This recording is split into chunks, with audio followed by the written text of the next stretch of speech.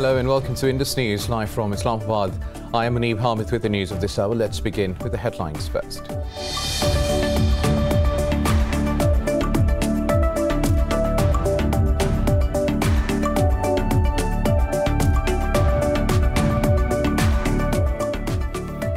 In Afghanistan, the US says at least 5 rockets have been intercepted by the anti-missile system over the Kabul airport.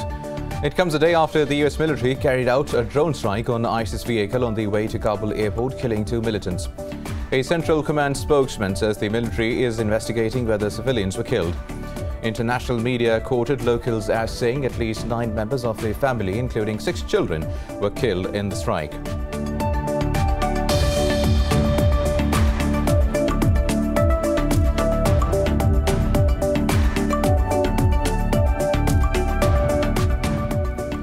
The UN nuclear watchdog says North Korea appears to have restarted its Yongbyon plutonium-producing reprocessing nuclear reactor. In a report, International Atomic Energy Agency said the reactor has been discharging cooling water since July, suggesting it is operational. This comes as nuclear talks between Pyongyang and Washington remain stalled.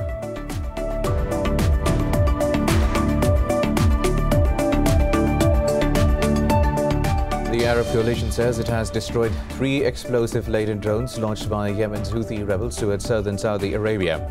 In a statement, the coalition said the rebels attempted to target Khamis Mushad city in the latest strike. This comes a day after the Houthis killed at least 30 Yemeni soldiers in an airstrike on a military base.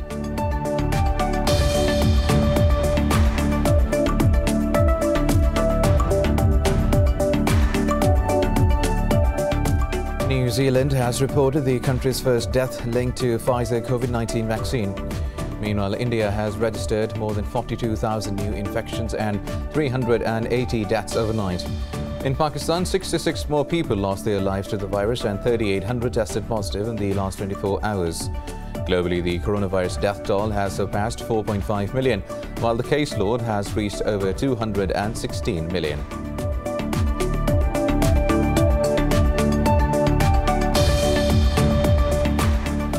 In the US, at least 1 person has died after Hurricane Ida slammed into with 240 kilometers per hour winds. The Category 4 storm has left the entire city of New Orleans without power. President Joe Biden has declared a major disaster in the state.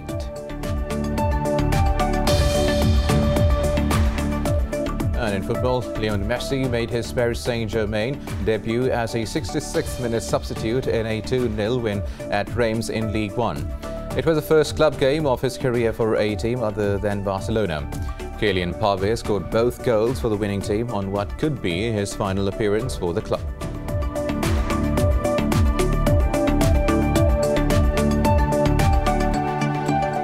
News in detail after a short break. Stay with us.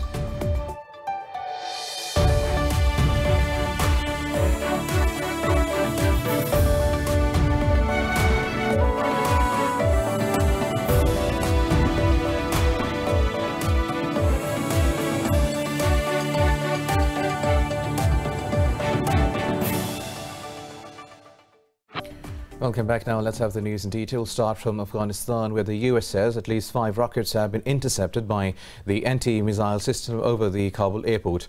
No casualties have been reported as of yet. This report has details. Threats of further ISIS attacks on the airport have been increasing as the US races to complete its withdrawal by 31st of August. Witnesses say rockets were fired from a car in Khair Khana area. President Biden was briefed on the attack and was informed that operations at the airport were not interrupted. President Biden also attended a ceremony where the bodies of 13 US soldiers killed in the Kabul airport attack arrived at the Delaware's air base. Early on Sunday, the US military carried out a preemptive drone strike on an ISIS vehicle on the way to Kabul airport, killing 2 militants. A Central Command spokesman, Captain Bill Urban, says the military is investigating whether civilians were killed in the attack. International media quoted locals as saying at least 9 members of a family, including 6 children, were killed in the strike. The Taliban have condemned US strikes in Kabul, saying that it is illegal to carry out arbitrary attacks and kill civilians. Meanwhile, the UN Security Council is holding an emergency meeting on the Afghan situation today. Now, China says it is necessary for all parties to engage with the Taliban and guide them actively. Chinese Foreign Minister Wang Yi made the remarks during a phone conversation with U.S. Secretary of State Antony Blinken. Wang warned that the hasty withdrawal of West is likely to provide an opportunity for the resurgence of terrorist organizations in Afghanistan. He urged the U.S. to work with the international community to provide the war-torn country with urgently needed assistance. Meanwhile, Blinken said the U.S. should clearly convey that the world expects the Taliban to safely evacuate foreign citizens. He also expressed his understanding and respect for Beijing's concerns on issues related to Afghanistan. Pakistan has rejected Indian Defence Minister Rajnath Singh's terrorism-related allegations as completely baseless. The Foreign Office said Islamabad has shared irrefutable evidence of India's state sponsorship of terrorism against Pakistan. In a statement, it said India has been involved in a terrorist attack in Lahore and against Chinese and Pakistani workers in Dasu. The Foreign Office said New Delhi's so-called surgical strikes in Balakot in February 2019 were exposed as lies and deceit. It added that Pakistan restored the strategic balance in the region by retaliating against India in a measured and firm manner. The Foreign Office said the country has demonstrated that it wants to maintain peace in the region despite irresponsible Indian behavior. They said Pakistan will resolutely defend itself against any Indian aggression. Now, the UN nuclear watchdog says North Korea appears to have restarted its Yongbyon plutonium-producing reprocessing nuclear reactor. In a report, the International Atomic Energy Agency said the reactor has been discharging cooling water since July, suggesting it is operational. The IAEA called the development deeply troubling and a clear violation of UN Security Council resolutions. It said this is the first sign of operational activity at the reactor, which is at the heart of North Korea's nuclear program since December 2018. The IAEA was expelled from the country by North Korean government in 2009, so it relies on satellite imagery to carry out assessments. Now, the Arab coalition says it has destroyed 3 explosive-laden drones launched by Yemen's Houthi rebels towards southern Saudi Arabia. In a statement, the coalition said the rebels attempted to target Khamis Mushayed city in the latest strike. The coalition said it is taking operational measures to foil attempts to target populated areas and civilian infrastructure in the kingdom. This comes a day after the Houthis killed at least 30 Yemeni soldiers in an airstrike on a military base. Yemeni President Abdurrabbu Mansur Hadi said the rebels will pay the price for their attack on An-Nad air base. Israeli soldiers have injured 18 Palestinians in the northern part of the Gaza Strip. The Health Ministry says a young man was wounded with live fire and at least 17 others suffered the effects of tear gas inhalation. The occupying forces attacked dozens of Palestinians as they peacefully marched east of Jabalia to protest the Israeli aggression. The forces also attacked the protesters with quadcopter drones. Meanwhile, the Israeli army has forced 2 Palestinian families to demolish their homes in the occupied East Jerusalem. The residents were forced to destroy their houses despite paying excessively high fines and fees to obtain the permits. Now, Iran says any regional political and security arrangements can only be achieved with the participation of all regional states, including Syria. Iranian Foreign Minister Hossein Amir Abdullahian made these remarks in a meeting with Syrian President Bashar al-Assad in Damascus. Amir Abdullahian said the presence of outsiders will not contribute to sustainable regional security and stability. He added Iran will continue to support Syria in fighting all kinds of terrorism, especially economic terrorism and its effects. Meanwhile, al-Assad said Iran's cooperation has led to positive achievements, especially in fighting terrorism. This comes a day after the Baghdad summit, where Iranian and Gulf Arab officials met. Now, New Zealand has reported the country's first death linked to the Pfizer COVID-19 vaccine. Meanwhile, India has registered more than 42,000 new infections and 380 deaths overnight. Globally, the coronavirus death toll has surpassed 4.5 million, while the caseload has reached over 216 million. Details in this report. The global COVID-19 cases and deaths continue to rise unabated. The approaching flu season has the potential to drive new COVID surges as nations scramble to intensify their vaccination campaigns. In the US, hospitals in parts of the South are running out of oxygen supply as infections and COVID-19 related hospitalizations continue soaring. Top American disease expert Dr. Anthony Fauci has predicted an additional 100,000 deaths by December. Australia's most populous state, New South Wales, has reported a record rise in new cases as the nation struggles to contain the Indian Delta variant. But we also know from the information we have, the accumulation of cases and also the number that are still unvaccinated, that October is likely to be our worst month in terms of pressure on the system, and that's why we're gearing up for that. We have been for nearly 2 years. Can I state again, our hospital system is under pressure. Will we need to do things differently? Of course we will.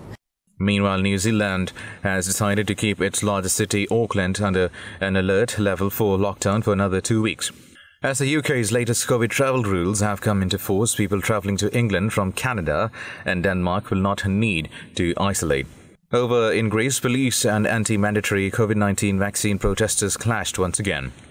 All these people gathered here are united as one against mandatory things. We do not want to be forced or people fired. Nothing more. Our country's freedom must remain high. Nothing more. They need to stop calling us anti-vaccine or deniers. There isn't anybody like that here. And even if is, are they a minority?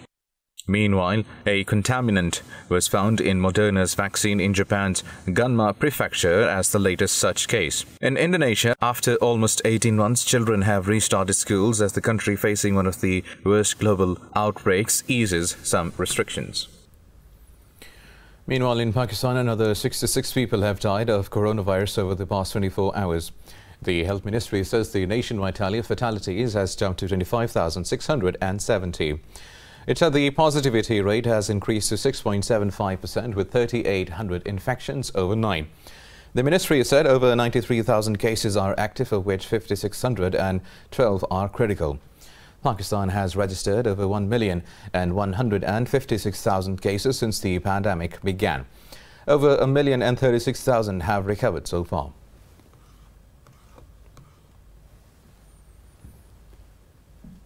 More news coming up after a short break. Stay with us.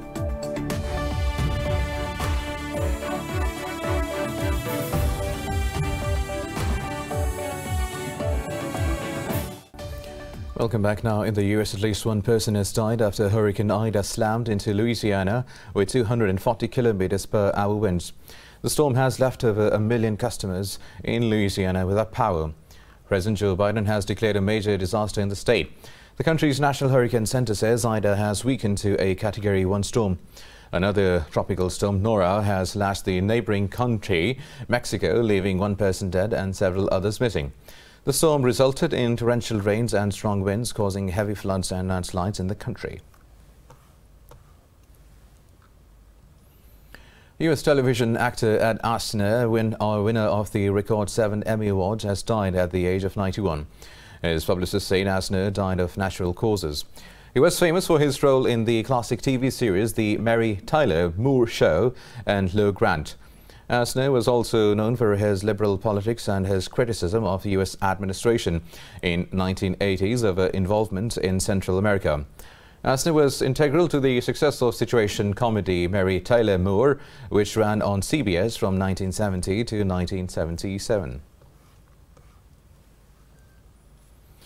As part of July 4 celebrations in the United States, contestants faced down and faced off in a key lime pie eating competition in Florida.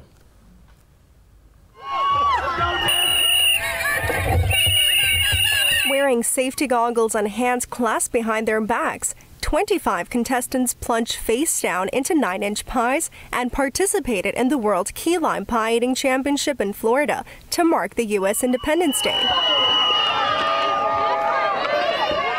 Seattle resident Nicholas Laura won the contest, finishing an entire pie in 2 minutes and 13.5 seconds. You know, in New York, they got the hot dog contest, and that's great and all, but in Key West, we got the real contest. It's a speed eating round, face first, all one and done, key lime pie. I think that's where it's at. Key lime pie is made with condensed milk, egg yolks, key lime juice, and a graham cracker crust. Because it is often served with layers of whipped cream on top, contestants have the option to wear goggles. They must, however, eat the pie without using their hands. Now in Brazil, a cafe in Rio de Janeiro has combined cats and coffee for a cause. Customers can enjoy cat-shaped treats and even take one home. Details in this report. At the Gato Cafe in downtown Rio de Janeiro, coffee and tea are served with whiskers and a purr. In its pink-walled interior, customers can purchase lattes dusted with cat silhouettes and accompanied by paw-shaped biscuits while cats lounge lazily in an adjacent room. Eu digo que eles são os melhores. Cats are the best co-workers in the world. Just by entering the cat area, you can already perceive a different vibe. Firstly, cats have incredible energy. Secondly, I can say they give back everything that they get. In addition to offering feline company, Gato Cafe, which opened last July, simultaneously functions as an adoption site for abandoned cats rescued by an organization called Bunker Whiskers. When I got here and looked at this place, I couldn't even believe it existed. I am in paradise with all of these cats. I am in love with them. It feels like I am living in a dream full of kittens. Cat cafes were first popularized in Asia, where they originated in Taiwan in 1998.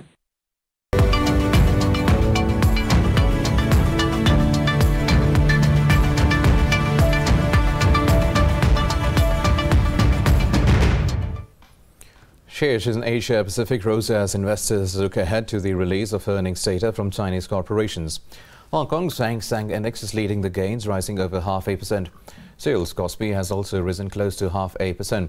Stocks in mainland China, Australia's ASX 200 and the Nikkei 225 in Japan have also edged up fractionally. And that is all we have for you now. For the latest update, you can follow us on social media at Indus.News.